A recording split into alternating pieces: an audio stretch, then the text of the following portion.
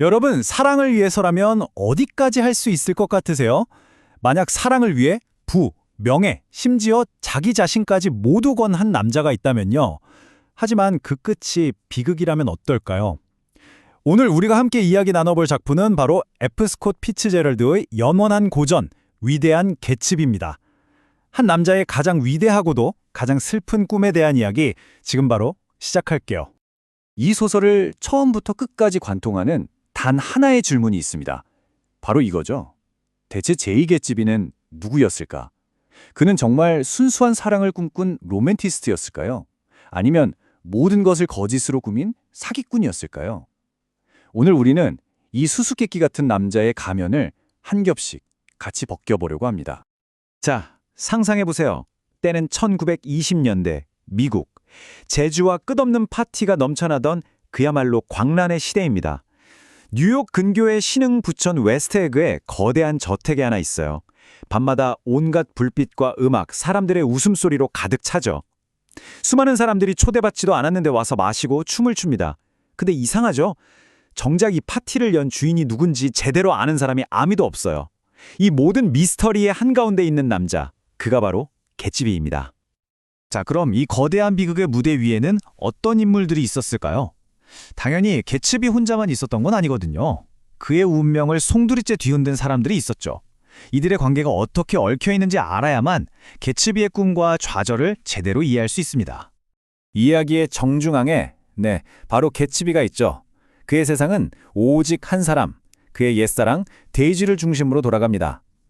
그리고 이 모든 걸 가장 가까이서 지켜보는 관찰자가 있어요. 바로 이 이야기의 화자인 닉 캐러웨이입니다. 데이지는요, 부유한 톰 뷰캐넌의 아내지만 겟츠비에게는 되찾아야만 하는 과거이자 꿈 그 자체예요. 근데 여기서 끝이 아닙니다. 톰에게는 또 다른 연인, 자동차 정비공의 아내인 머틀이 있어요. 어때요? 이 위태롭게 얽힌 관계가 보이시나요? 이게 바로 모든 비극의 씨앗이었습니다. 아니, 근데 도대체 왜 그랬을까요?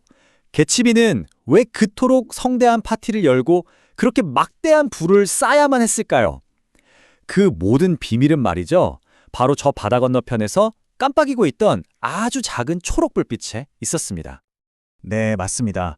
겟츠비가 그 거대한 성을 짓고 매일 밤 파티를 열고 그 모든 부를 쌓아 올린 이유는 정말 딱 하나, 바로 데이지였습니다. 과거에 가난하다는 이유로 그녀를 놓쳐야만 했던 거예요.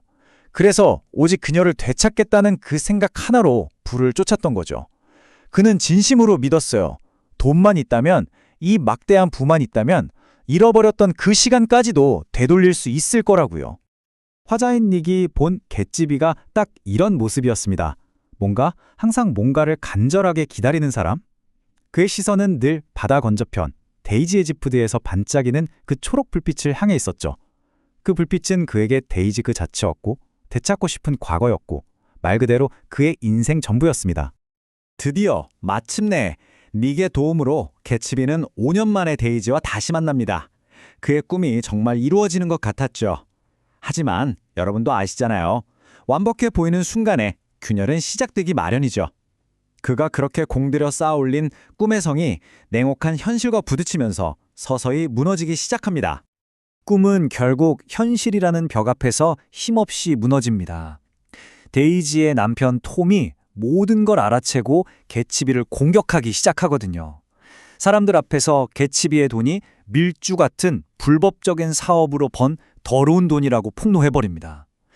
겟츠비가 평생을 바쳐 만든 환상이 산산조각 나는 그 순간 데이지는 흔들릴 수밖에 없었어요. 겟츠비의 위태로운 꿈과 톰의 견고한 현실 사이에서 말이죠. 그리고 이 꿈과 현실의 충돌은 결국 끔찍한 비극을 낳고 맙니다. 단 한 번의 잘못된 선택이 걷잡을 수 없는 파국으로 이어지면서 한 남자의 위대했던 꿈을 산산조각 내버리죠.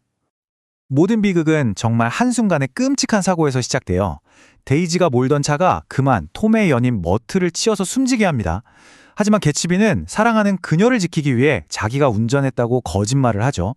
이 거짓말이 또 다른 비극을 낳습니다. 아내를 잃고 복수심에 불탄 머틀의 남편 조지가 겟츠비를 총으로 쏘고 그 자리에서 스스로 목숨을 끊어버립니다.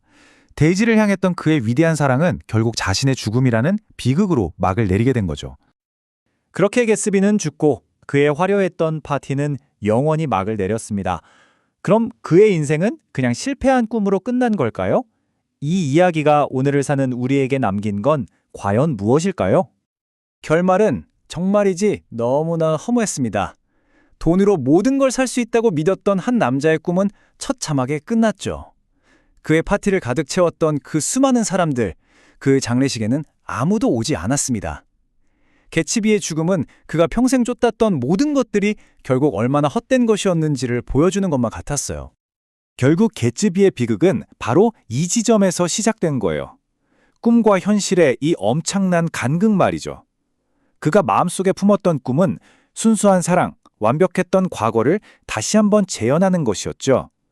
하지만 현실에서 그 꿈은 과거에 대한 집착이었고 이미 깨져버린 환상에 불과했습니다.